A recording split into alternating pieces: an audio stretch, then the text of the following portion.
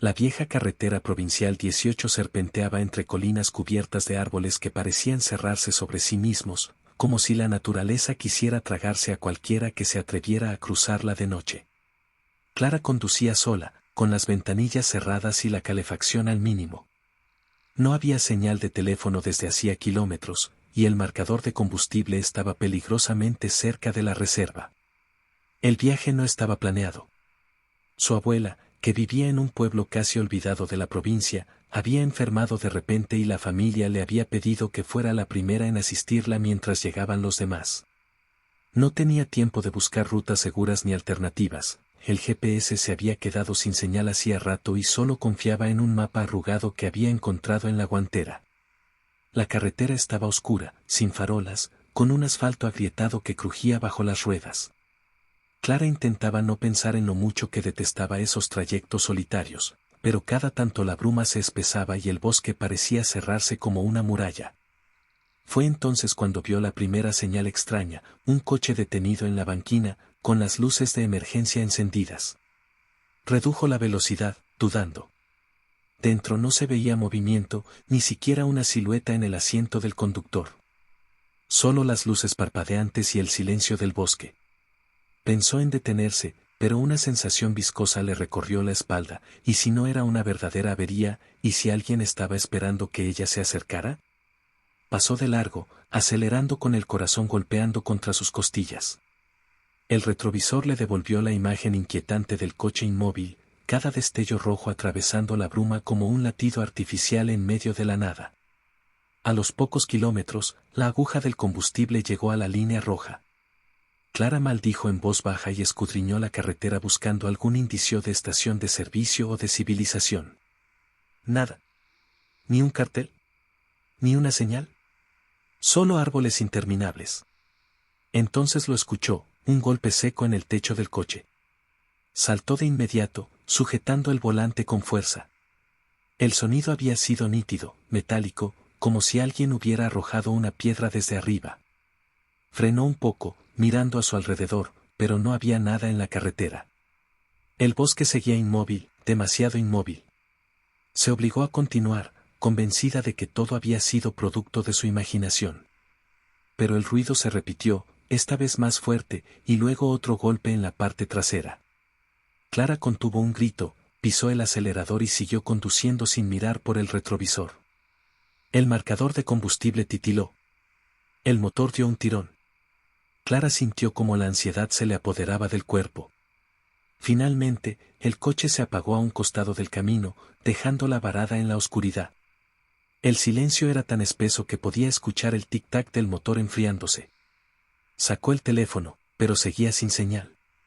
Abrió la guantera, buscando una linterna, y por suerte encontró una pequeña que aún funcionaba.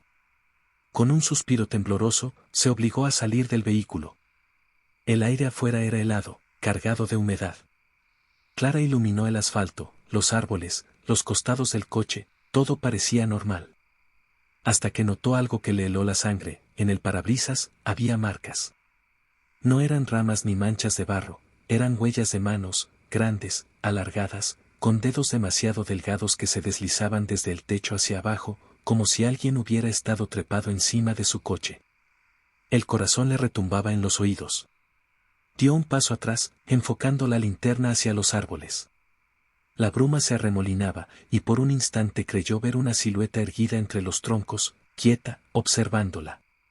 Clara retrocedió de inmediato hacia el coche, pero al intentar abrir la puerta, la manija no se movió. Estaba trabada. Probó con la otra puerta, lo mismo. Golpeó el vidrio con desesperación, sin entender qué pasaba. El vehículo que hacía segundos había sido su refugio ahora era una prisión inaccesible. Y entonces lo escuchó, pasos. Claros, firmes, que crujían sobre la hojarasca, acercándose desde el bosque. Clara apuntó la linterna hacia el sonido, pero el haz de luz se desvanecía entre la bruma sin revelar nada concreto. Los pasos seguían, más lentos, más pesados, como si alguien quisiera asegurarse de que ella supiera que no estaba sola. Con un impulso desesperado, corrió hacia la parte trasera del coche e intentó abrir el baúl, pero también estaba bloqueado. Golpeó con la palma abierta, maldiciendo, cuando de pronto los pasos se detuvieron.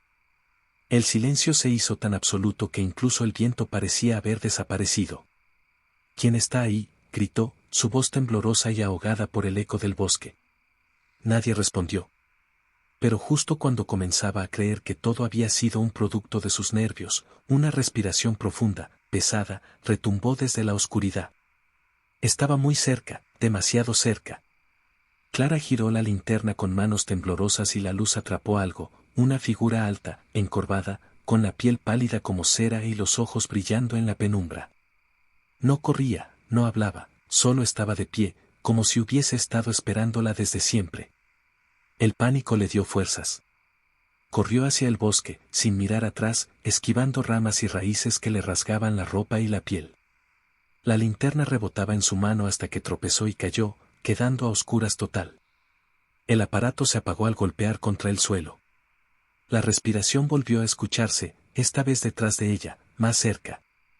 Clara se levantó a tientas y siguió corriendo sin dirección, con las lágrimas mezclándose con el sudor. No sabía cuánto tiempo pasó hasta que vislumbró un resplandor débil entre los árboles. Era una casa.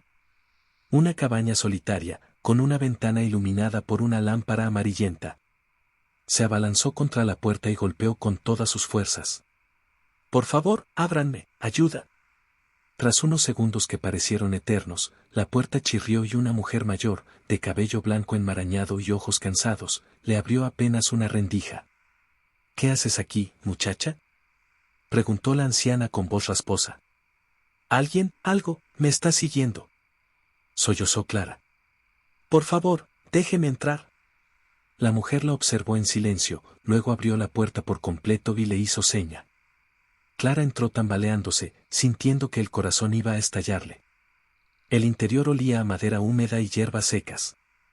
Había velas encendidas en cada rincón y un fuego tenue en la chimenea. La anciana cerró con llave y corrió un cerrojo de hierro. «No deberías haber venido por esta carretera de noche», dijo, sin mirarla. «Mi coche se quedó sin gasolina», balbuceó Clara. «Eso siempre pasa. Él se encarga de que pase». Clara la miró confundida. «¿Él?».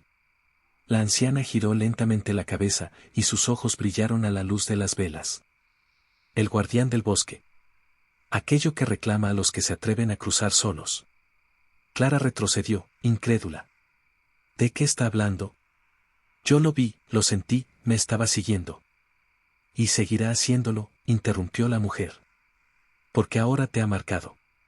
El aire se volvió más denso, como si cada palabra llenara la sala con un peso insoportable. Clara comenzó a sentir un ardor en la piel de sus brazos. Miró, y lo que vio la hizo gritar. Sobre su piel habían aparecido marcas idénticas a las huellas del parabrisas, largas, delgadas, impresas en carne viva. La anciana no se inmutó. Se limitó a acercarse a la ventana y correr ligeramente la cortina.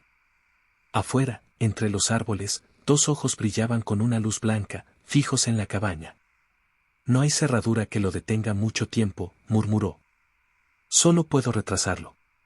Clara corrió hacia la puerta, dispuesta a escapar, pero la mujer la sujetó del brazo con una fuerza antinatural para alguien de su edad. «Si sales, será peor. Él no quiere que huyas. Quiere que lo sigas». Un crujido resonó en el techo. Luego otro. Algo caminaba arriba, pesadamente, como si el propio bosque hubiese trepado sobre la cabaña. La chimenea se apagó de golpe, y las velas comenzaron a parpadear como si una corriente invisible recorriera la sala. La anciana sacó de un cajón una campanilla de metal oxidado y comenzó a agitarla, murmurando palabras incomprensibles. Clara retrocedió contra la pared, temblando, mientras las ventanas vibraban y la madera crujía como si estuviera a punto de quebrarse.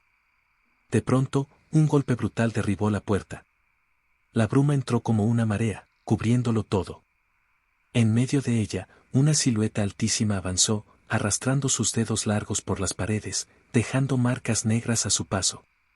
Clara gritó, y la anciana tocó la campana con desesperación. El sonido reverberó, pero la figura no se detuvo. Solo se inclinó hacia Clara, tan cerca que pudo sentir el aire helado de su aliento.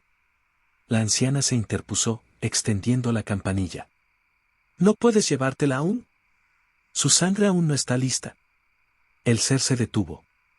La bruma giró en espirales alrededor, y los ojos blancos se fijaron en Clara. La joven sintió como algo invisible se metía dentro de ella, como si le arrancaran un pedazo de alma y lo marcaran con fuego. Luego, todo se oscureció. Cuando Clara abrió los ojos, estaba en su coche, detenido al costado de la carretera. El motor estaba apagado, pero ya no había huellas en el parabrisas, ni señales de la cabaña, ni de la anciana. Solo el bosque eterno y la bruma rodeándola. El teléfono vibró en su mano. ¿Tenía señal? Una notificación aparecía en la pantalla: bienvenida de nuevo. El viaje apenas comienza. El parabrisas comenzó a empañarse desde adentro, como si alguien respirara detrás de ella.